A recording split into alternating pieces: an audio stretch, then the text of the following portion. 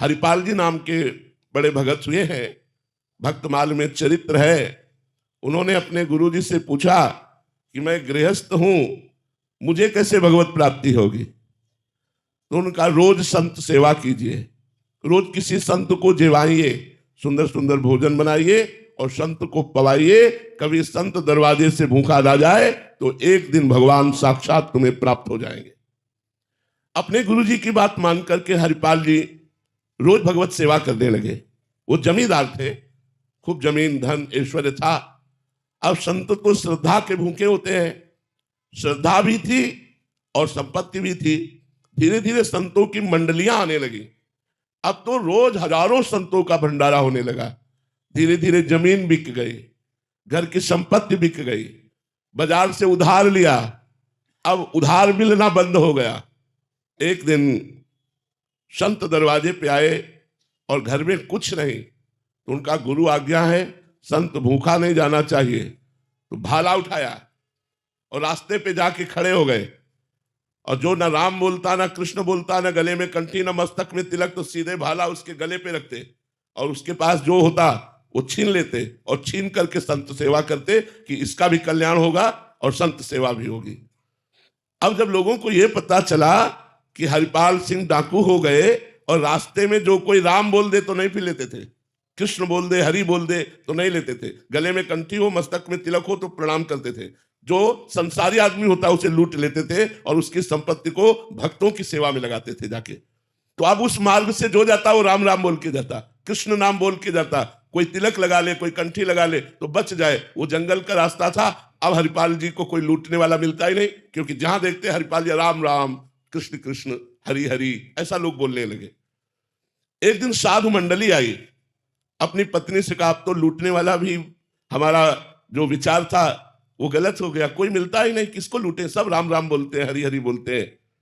जाता हूं, अगर आज संत सेवा नहीं हुई तो मैं प्राण त्याग दूंगा, अपने संतों को भूखा नहीं जाने दूंगा। मैं नहीं देख सकता कि गुरु आज्ञा का उल्लंघन हो। भगवान सर्वज्ञ है, वो सब कुछ देखते हैं, सब कुछ जानते हैं।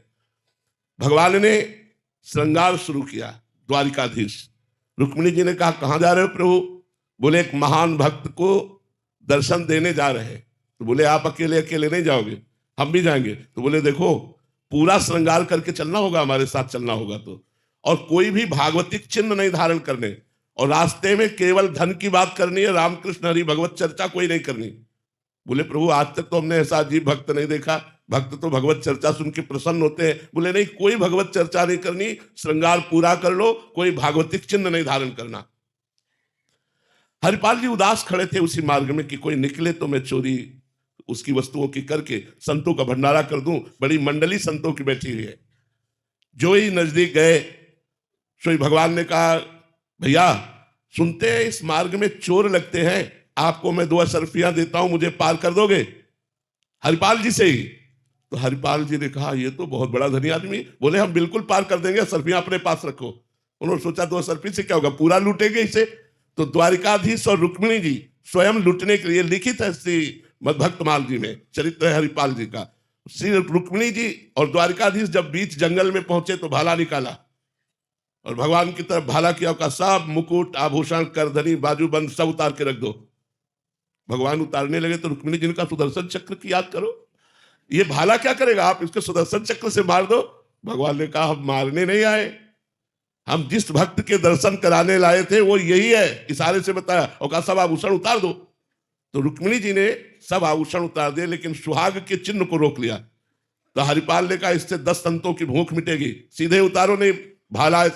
रुक्मिणी जी और भगवान उनकी इस भक्ति को देखकर अपनी गुरु आज्ञा के पालन के लिए वो निम्न कार्य में भी, चोरी में भी उतर गए। तो भगवान द्वारिकाधीश और रुक्मिणी जी प्रकट हो गई, उनको दर्शन दिए और कहा मेरे आभूषण ले जाओ। अब ये कुल परंपरागत तुम्हारे यहाँ लक्ष्मी बनी रहेगी, क्योंकि साक्षात महालक्ष्मी का अवतार रुक्मिणी जी हैं। इनके आभूषणों से आभूषण प्रकट होते रहेंगे और कभी भी तुम्हारे घर से लक्ष्मी नहीं जाएगी। साक्षात द्वारिकाधीश रुक्मिणी जी को देखकर साष्टांग दंडों से हरिपाल जी को भगवत साक्षात्कार हुआ।